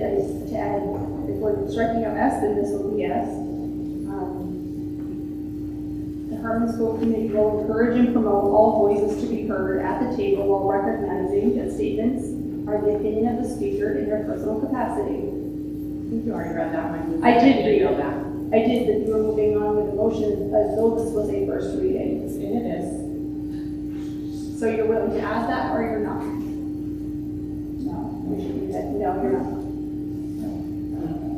If you want to improve ethics. What else did you want to add? Nothing I can't add. I don't know why you're smirking, but there's nothing I can add because you guys are moving forward. You won't respect the table. I asked you what else, and did you have anything beyond that?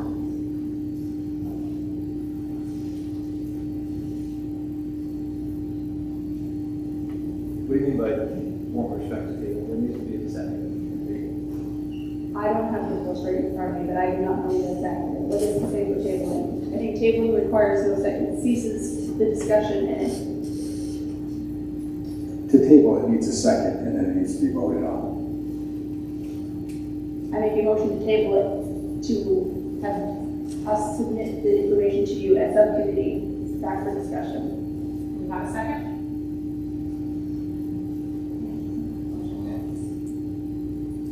What else did you want to add? Do you want me to make this into a motion, what I just said again? No, or you're We're already. I'm not shaking my head. We're in discussion, and I'm giving you the opportunity to be able to speak. Thank you. So that's my addition, what I said twice now is something that I should be adding. We're striking out S, it'll be S. If not, it'll be T. What else did you want to add? That's all right. That was it. Can you repeat that for me? My motion? Or my, the Hermon School Committee will encourage and promote all voices to be heard at the table while recognizing that all statements are the opinion of the speaker in their personal capacity. I think that'd be a good one that we should run by the attorney.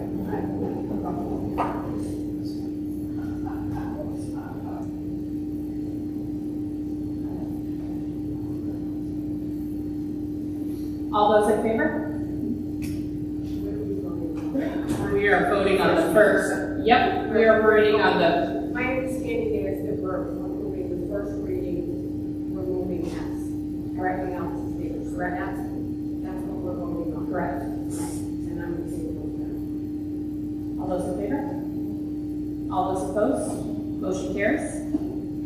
Next up, I make a motion to approve the first reading to amend GBPR earned paid leave administration procedure. Do I have a second? Second. Any discussion? All those in favor? All those opposed? Well, I need more time, so should I abstain or go to say no? I want you to vote how you want to vote. I'll vote no. Motion carries. Next up, stipends.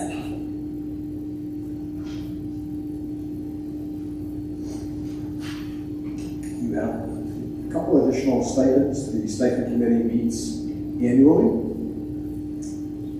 You have the members of the stipend committee listed there. It's written for my report in the packet.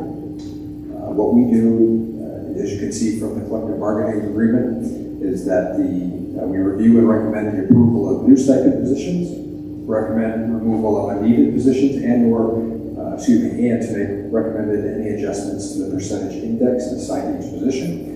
These recommendations, so what we ask the school, anybody who is a school employee who happens to, they could have obviously a vested interest in a club or in some type of extracurricular.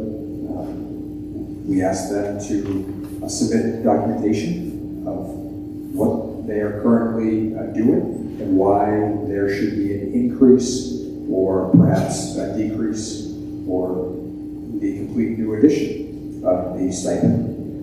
And so you have in front of you, you have positions proposed for 24-25 and adjustments proposed for 24-25. I'll just walk you through quickly. This is the first year that Mrs. Klain has not been the student council advisor in many years. And when we hired two new individuals, we evaluated actually had a meeting with them, and we evaluated the amount of time that goes into student council. It is by far the most active club in the high school, and it's not even close. There's a significant amount of time, activities. There's activities every month. There's meetings every week. And so the original percentage was two individuals at 2.5%.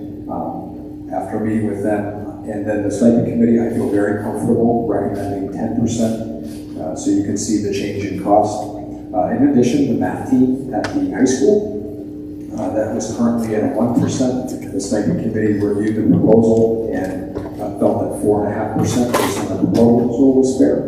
Science Olympia is a new position, so that obviously does not have an original percentage, and we felt based upon the documentation submitted that that should be 2.5% stipend.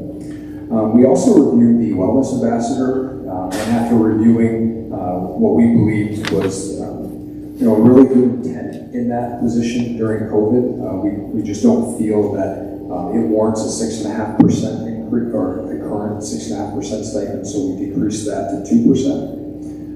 And then you have, again, two new additions. One is esports. That is an NPA sanctioned sport. And in talking with our athletic director, that is where the recommendation came for that stipend, to put it at the lowest level of varsity sports, which is 9.5%. And then spring into the arts at your middle school to have a dedicated coordinator to that. And it's quite an event if you've had kids that have gone through. It's a really neat event that they do every spring, and felt that warranted a 4% stipend. So I then put the total plus minus differential and it obviously came out to be an increase of $14,695 over last year. Yes, I would like a motion for that. I make a motion to approve the stipends as presented. Second. Any discussion? The esports, you may have already answered this, Mike. Esports, that's the lowest that we can go because it's a sport. Yes, varsity. It's a varsity sport. NPA recognized sport. Okay.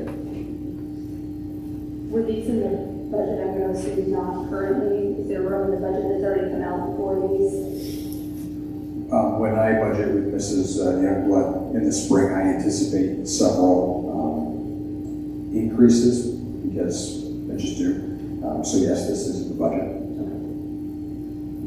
I specifically remember seeing esports portion of it, so it's not. It's in.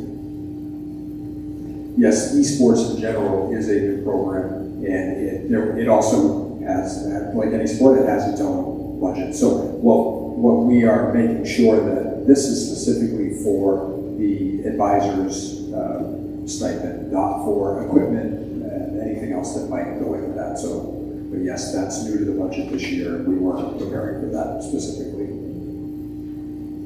Any other discussion? Any abstentions? All those in favor? Motion carries. Next up, administrative reports. Micah, did you want to go over anything? Yes, I have a couple of things to add. First thing I'd like to add is we didn't make this a formal piece of procedure. It is very hard to recognize. Mr. Walsh, how many students are graduating this year? 134, somewhere in that range. Thank you. 131 students. Every one of them has accomplished something significant, and it's a significant marker and a milestone in their young professional careers. However, we also recognize that to be the valedictorian, the salutatorian of the class is incredibly challenging. Those students put a tremendous amount of time in, and so I hope that the next superintendent just takes a second. I didn't prepare any special remarks or certificates, but they will be recognized at their various events coming up. But I'd just like to say it for public record. Congratulations to our salutatorian, which is your very own Eva Benjamin. And then congratulations to our valedictorian, is Jonathan Hinchcliffe. So just a lot of work, a lot of hard work. I'm sure a lot of sleepless nights go into being. I don't know, I was not the valedictorian or salutatorian, so, but I know that it is a tremendous honor to receive that, and they should be, and their obviously family should be immensely proud. Quite an accomplishment. The second thing I would say, in addition to my report, is I'm very appreciative of the school committee, and specifically, I just want to say thank you for the support that you have shown me over the last 2 years and 2 months in this position. I told Mrs. Grant before coming that I would not lose my testimony in my final words, and this is a very bittersweet moment for me. When I started here in 2008 as a teacher teaching social studies, I was pretty green, had a lot more hair, and I didn't know, like my dad always says, I didn't know nothing, I didn't suspect nothing. And I can be very honest, I was a little disenfranchised with this community, or a small minority in this community over the last 2 years. That being said, I have some tremendous mentors. My wife has been tremendously supportive of me in the last 2 years, as well as several of you on this committee. And my father, my grandfather, while he was alive. And I can honestly say that I don't hold a grudge now. Forgiveness and what Christ has done for me. Look, I'm a wicked individual, and I'm just so thankful that I had this opportunity, and that this was used to change who I am. And I'm very appreciative of that, and I'm thankful to say that I can now step back and see the personal growth and the spiritual growth that my family and myself are able to undergo in this. And I am proud to live in Hermon still. I am proud to drive through Hermon on a daily basis. And I'm very thankful for everything that has happened to me. I know that I was worried about being bitter upon leaving, to be very frank. And I can say that I'm no longer that way anymore. And I will take with me the positives and some of the funny. We've had some interesting phone calls and some interesting conversations, some interesting executive sessions. And now I can honestly look at it and say I am thankful for the trial and the rewards that have come out of this position. And so to all of you for the part that you played in that, you know what part you played. I don't need to go around the room again and thank and say this and that, but you know what part you played, and I appreciate that, and I'm thankful for that. I would say to my administrative team, you guys are awesome. That was the shining spot in 2 years of work, was my administrative team. And you are second to none. As I said to you, I read a Jonathan Maxwell book on leadership many, many years ago. I only remember one chapter of the book. It was the 21 irrefutable laws of leadership, and I don't even know what chapter it was, but he said, if you're a 7, surround yourselves with 8s and 9s.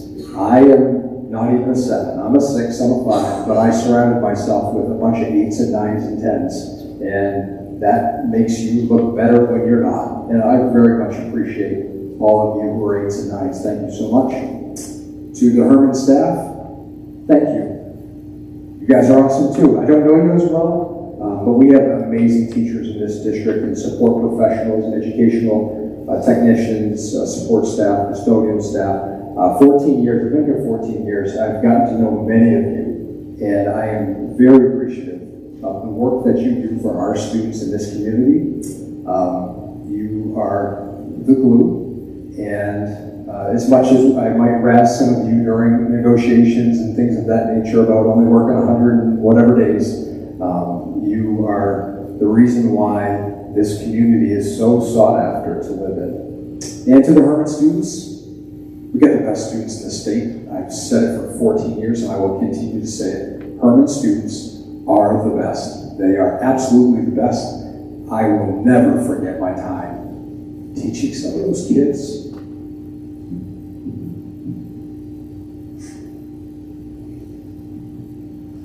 And great kids here.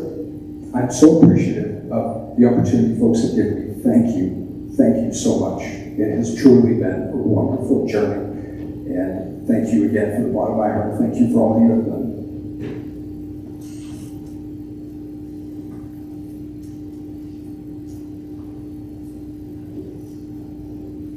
I make a motion to extend the meeting till 9:30. Second. Any discussion? All those in favor? Motion carries. We'll take the administrative reports as written, same with the finance report. Is there anything for facilities and safety?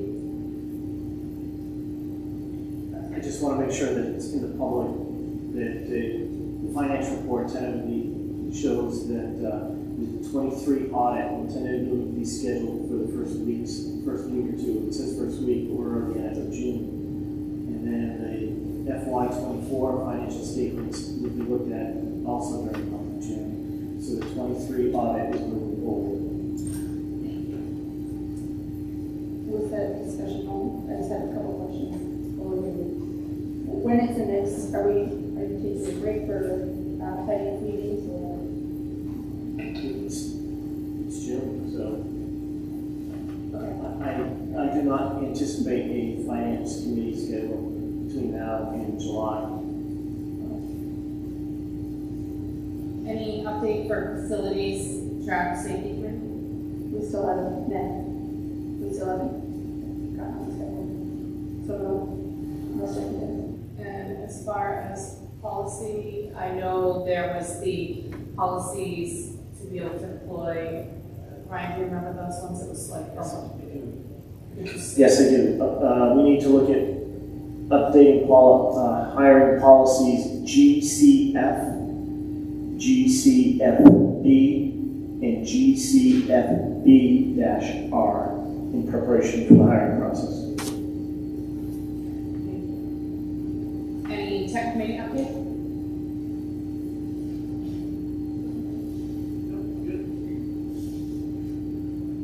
Slowly but surely, we're making progress. I think Alex is doing a great job, and Mr. Bridges rather is doing a great job, and he's a good communicator. I think he will do it very well, and I look forward to working in the future. He's great. He's on the right road. Possible future agenda items, Jesse? What's up? Haley? Still a subcommittee policy. Ryan? Just the policies I just read off. Also, the superintendent's position description needs to be reviewed and validated.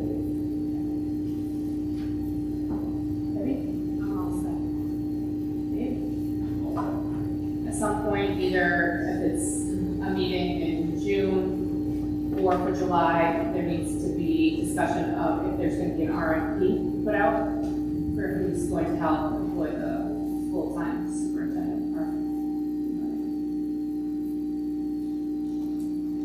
I make a motion to approve the following 8 warrants as presented. Do I have a second? Second. Any discussion? Any abstentions? All those in favor? All those opposed? Motion carries.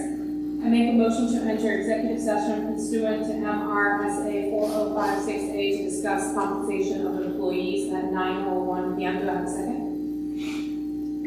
Second. Any discussion? Just one question, is this clarifying what we did last month? Yeah, okay, thank you. Enter executive session at 9:01 p.m.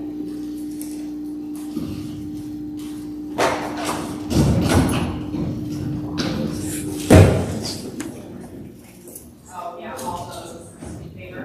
So I'll put it in.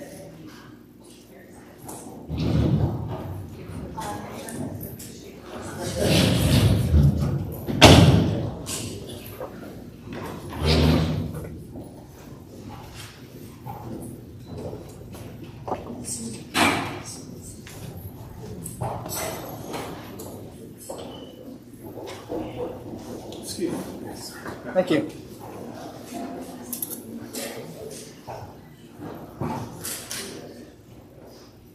Good night.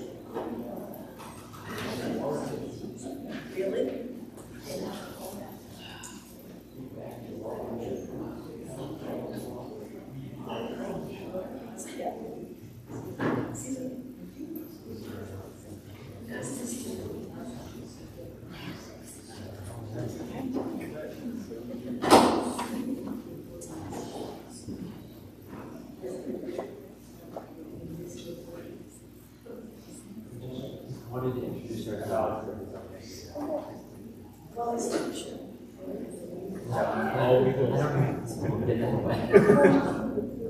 Yes, yes, you were the superstar.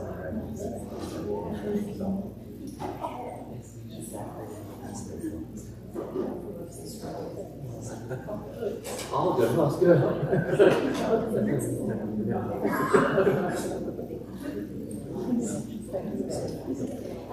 Briefly when we first started.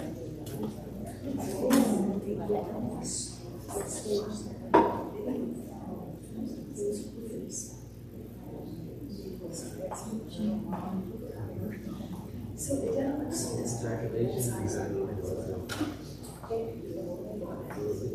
back. Nice to see you again. So awesome. Yeah, so see you around, yes.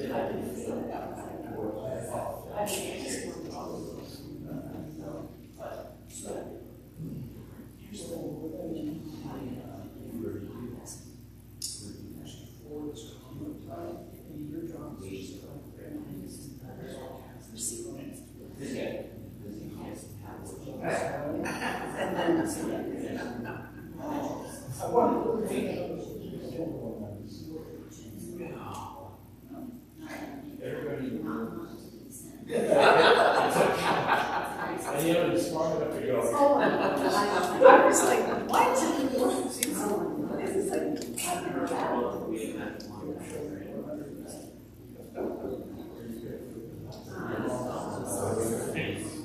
And then just leave it.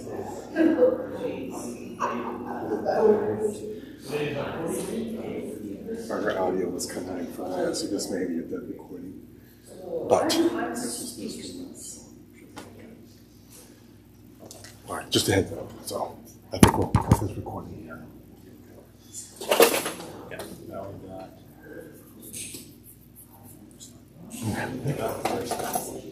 What was that? Right, we can always see part of this and like that.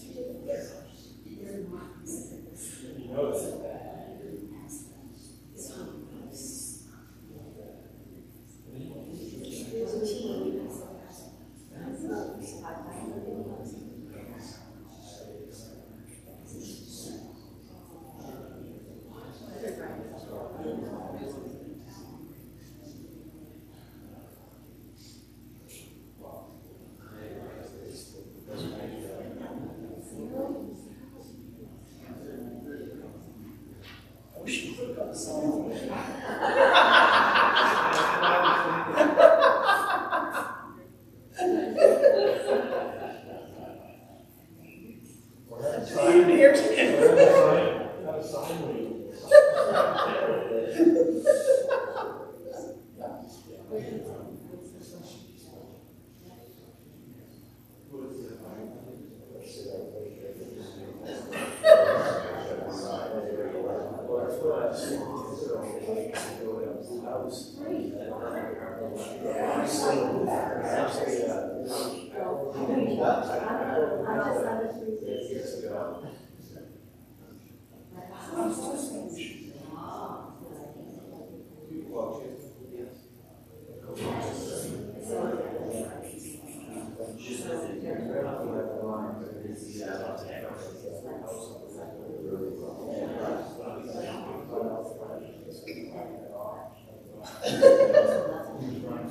Well, no, I wrote it in, I just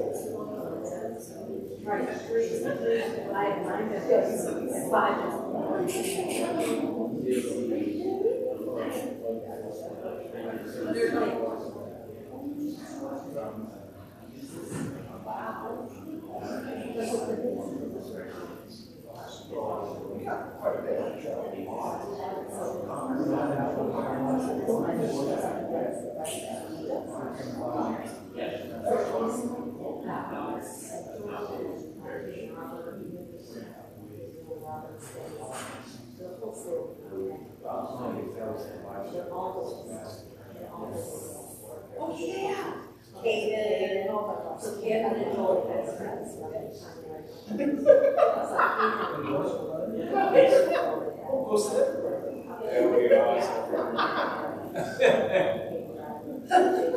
You want to win.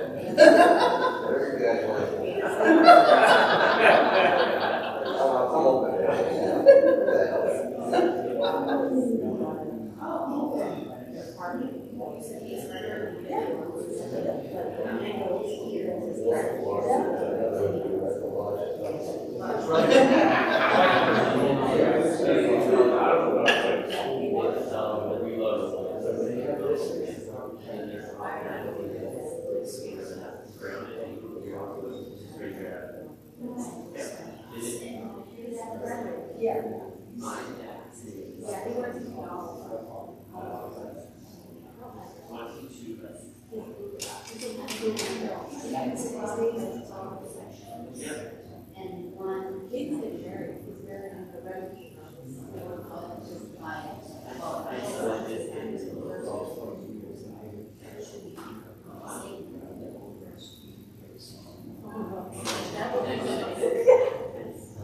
I think Kate would probably do that now.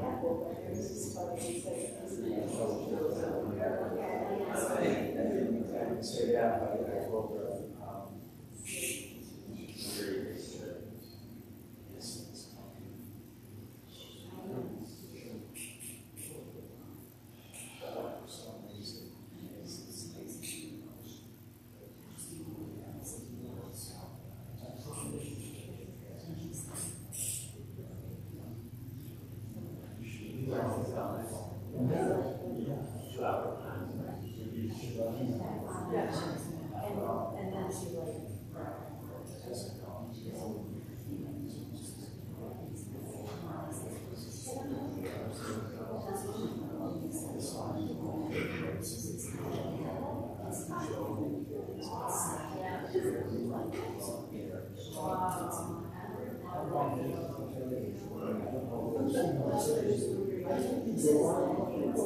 No, she is, yeah. I wasn't.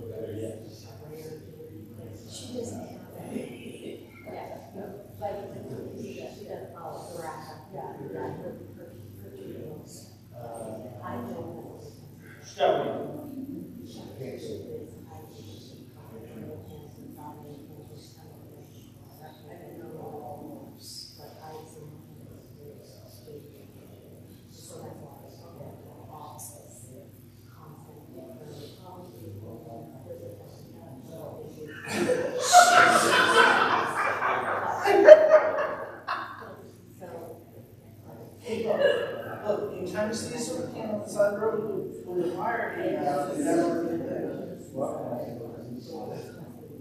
Trust me. It's not a-